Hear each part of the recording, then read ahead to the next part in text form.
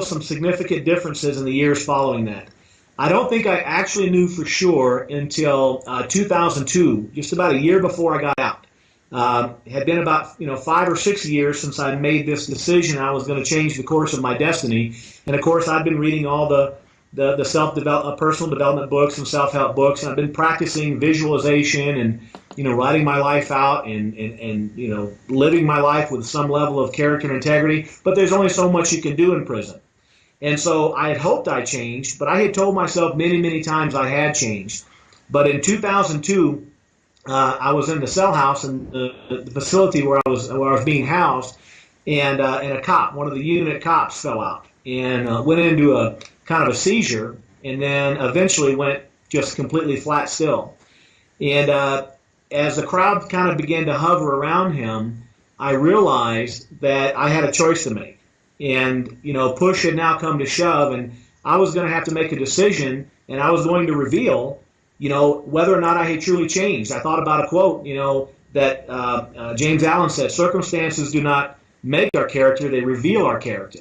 And I really felt like I had changed and become a better person, and so I decided I had to do something to help save this cop. Now, that's not a very popular thing to do in a joint, as you can imagine.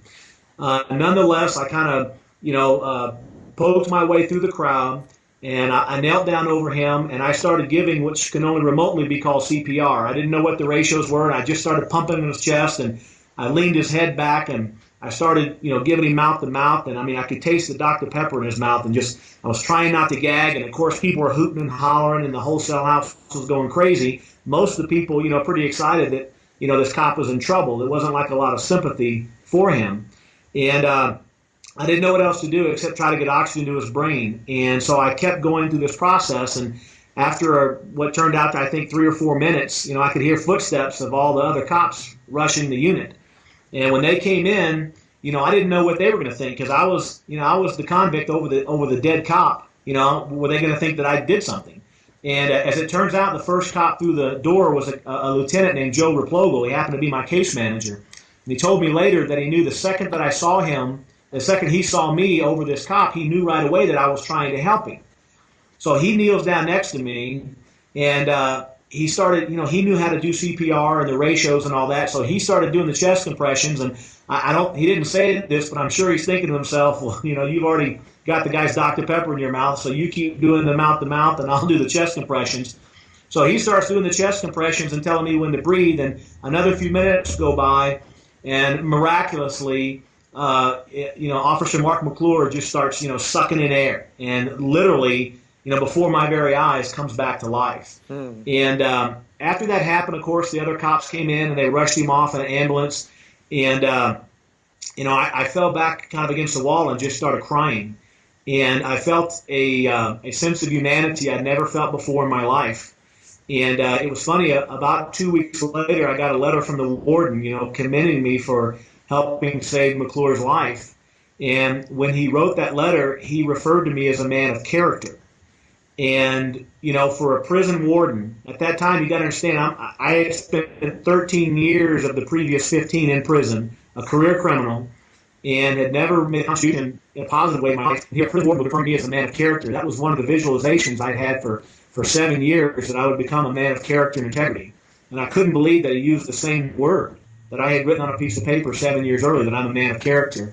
And in that moment, the days following that, I knew that my life was different, that I was truly a changed man, and that I would never go back to the old ways of crime and addiction, destruction, those types of things. Well, that's a very powerful and profound story. Thank you. I'm glad you shared that.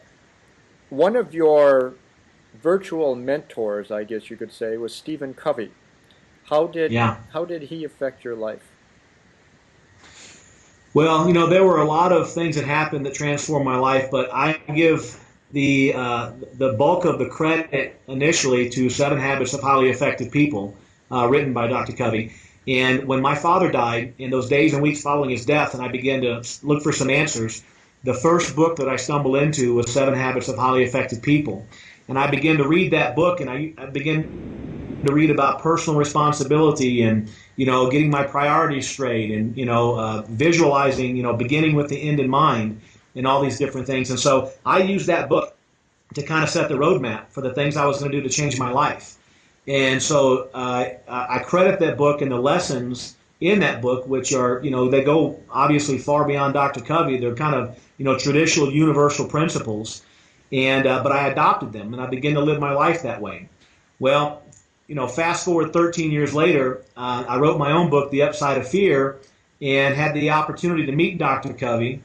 And it was an amazing experience for me. And he actually had just read the book, and he agreed to endorse the book.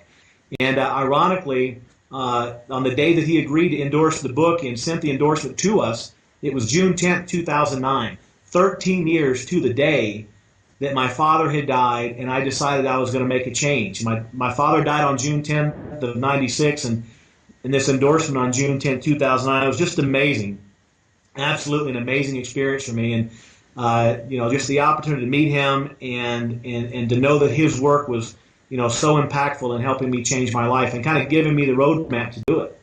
Well, you actually wrote a very powerful story about meeting him, and I'm going to include that on the blog under your video. And so thanks for sharing that as well. You said that you earned your degree in jail. Why was getting an education so important to you?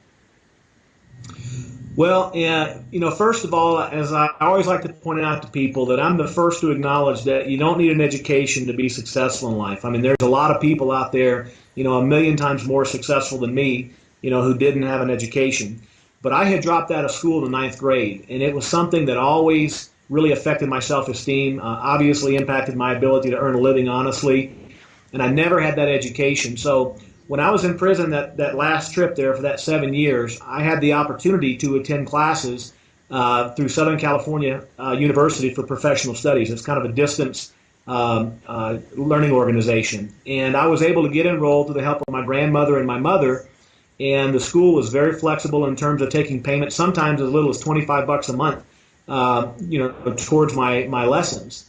And I studied for years. I got my bachelor's of science degree in law, and then still had a few years to serve. And as I mentioned earlier, went in and got my MBA in management. And that was so powerful for me, not as much from a professional perspective, but from a psychological perspective of feeling good about who I was, about taking pride. And as I like to kid with people, I went to jail, not Yale, but still that education was very, very good for me, and the fact that I went to the state pen and not Penn State did not diminish the learning that I did. It taught me how to write a business plan. It taught me how to market a good or service. And it served me well when I got out, and my wife and I opened our heating and air conditioning company. We grew to be the largest residential heating and air conditioning company in just 2 years. Here in our town in Colorado Springs, Colorado. So it helped me professionally. It helped me to be able to go out there and earn a living. But the biggest contribution it made was to my self-esteem, of feeling like, that I'm accomplishing something and that I can amount to something more than a high school dropout and a drug addict. Well, I bet you never thought that you would be serving as a role model for so many, but you certainly are doing just that. What do you think others can learn from your experiences, and can anyone achieve what you have? Well, I think there's two different groups. I think the first group are people who are having drug and alcohol problems. I mean, we all know someone in our life that's either been to jail or having a problem with alcohol or drugs and kind of suffering through that lifestyle. I think the first message to them is that no matter how many mistakes that they've made, no matter how many times they've broken promises or been kicked in the teeth, or no matter how many times they've screwed up, if they're determined to make a change, the opportunity is still there. It'll be a tough fight. It's not easy, but it can be done. So I think the message of hope to those people. I work a lot in the Department of